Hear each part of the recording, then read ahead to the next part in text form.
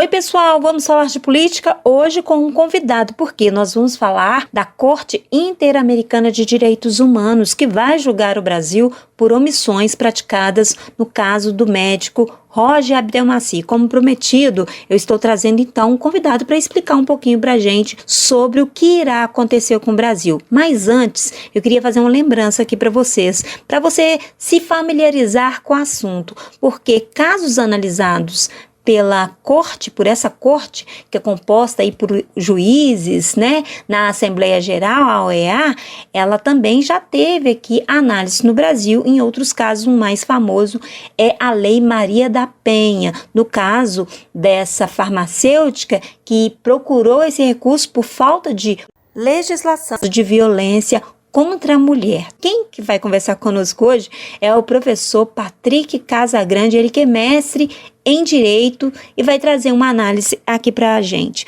Oi, professor, muito obrigada aí pela participação aqui. Mais uma vez, não vamos falar de política. Oi, Helena. Primeiramente, muito honrado em participar do Vamos Falar de Política com você. O prazer é todo nosso, professor. Bom, explica um pouco mais sobre a Corte Interamericana, o que ela vai analisar e o caso do médico Roger Abdelmaci, professor. Inicialmente, é bom frisar que a Corte Interamericana de Direitos Humanos não é uma corte penal, ou seja, os seus julgamentos têm como consequência sanções reparatórias e não punições penais. Então, a Corte Interamericana de Direitos Humanos, ela julga omissões quanto à proteção e defesa dos direitos humanos, seja quando os países que aderiram à referida convenção desobedecem à própria Convenção de Direitos Humanos ou desobedecem outras legislações internacionais no tocante ao tema.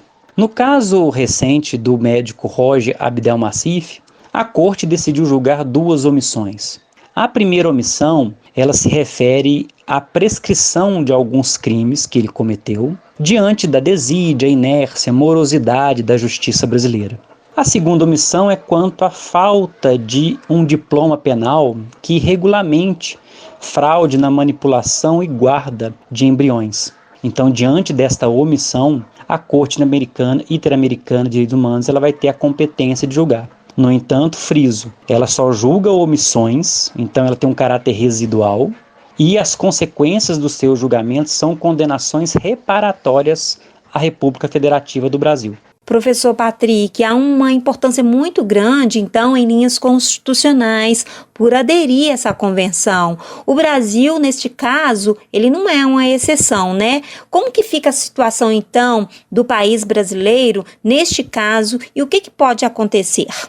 Bom, quando um país adere à Convenção Interamericana de Direitos Humanos, ele se torna signatário e o Brasil não é exceção, até por mandamento constitucional.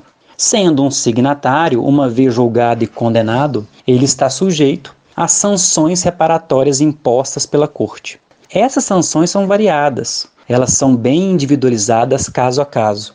Vão desde reparação às vítimas, tratamento médico e psicológico às mesmas, obrigação de impulsionar uma legislação penal ou outra qualquer no tocante a essa omissão legislativa na manipulação e guarda de embriões, obrigações de políticas públicas voltadas para tais fatos. Então as sanções são variadas e realmente são bem individualizadas caso a caso. E olha, pessoal, o Brasil passou a reconhecer a jurisdição da Corte Interamericana de Direitos Humanos em 1988. Por enquanto é isso. Vamos falar de política sempre. Até mais!